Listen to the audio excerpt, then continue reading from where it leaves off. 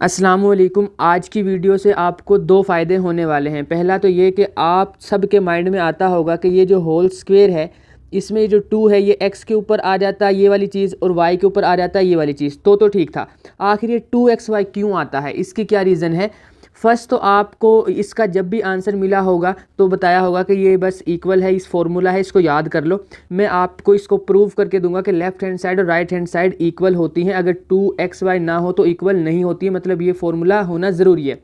दूसरे नंबर पर आज की वीडियो से आपको ये भी एक जो है बेनिफिट होने वाला है कि आप एग्ज़ाम में हैं या आप कोई टेस्ट कर रहे हैं और आप किसी भी क्लास में हैं, तो ये एक नॉर्मल सी बात होती है कि हमसे जब इस तरह से क्यूब के फॉर्मूले आते हैं तो हमसे कहीं पर क्यूब की जगह पर स्क्वायर डाला जाता है या स्क्वायर आगे पीछे हो जाते हैं या प्लस माइनस के साइन की कोई गलती हो जाती है, मतलब कोई ना कोई मिस्टेक हो जाती है। तो उस मिस्टेक को ख़त्म करने के लिए आज का जो ये वीडियो है आपके लिए बहुत इन्फॉर्मेटिव होने वाला है।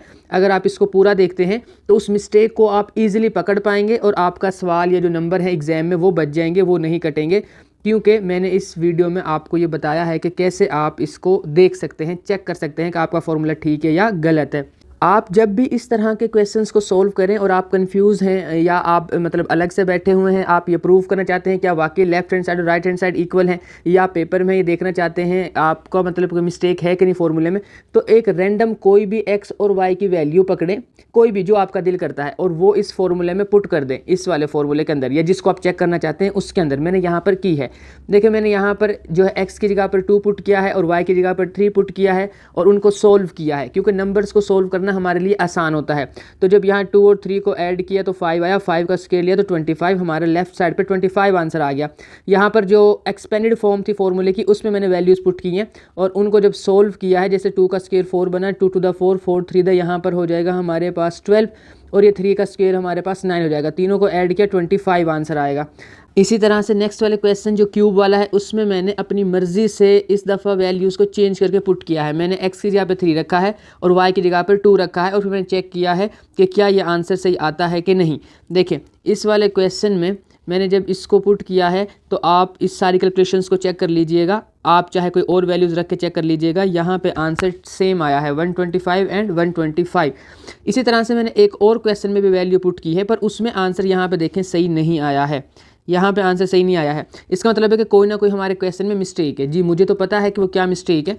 यहाँ पे वैसे मैंने यहाँ पे वैल्यूज़ 4 और 5 पुट की थी, उससे तो फ़र्क नहीं पड़ता, कोई भी वैल्यूज़ हम पुट कर सकते हैं, पर इस क्वेश्चन में एक मिस्टेक है। जो मैंने फॉर्मूला लिखा है ना यहाँ पे वो मिस्टेक है। अगर तो आपको फॉर्मूले आते हैं तो आपको पता होगा कि क्या मिस्टेक है, अगर फॉर्मूले नहीं आते हैं तो फिर देखो इस तरह से जब मैंने वैल्यूज़ पुट की हैं तो मुझे पता चल गया कि कहीं ना कहीं मिस्टेक है।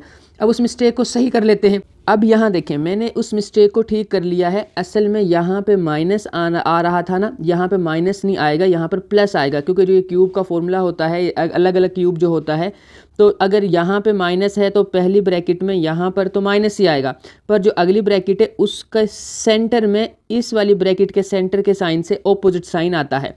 मीन्स कि अगर पहली ब्रैकेट में प्लस है, यहाँ पे अगर जैसे यहाँ प्लस होता तो यहाँ आना था प्लस और यहाँ आना था माइनस, पर क्योंकि यहाँ पर माइनस ही है शुरू में तो यहाँ माइनस है तो यहाँ माइनस आया और इस माइनस की वजह से यहाँ पर ऑपोजिट साइन आया।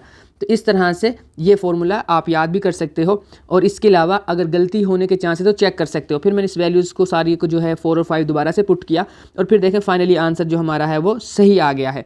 इस तरह से आप किसी भी अलजबरा के फॉर्मूले को चेक कर सकते हैं कि क्या वो ठीक है कि गलत है।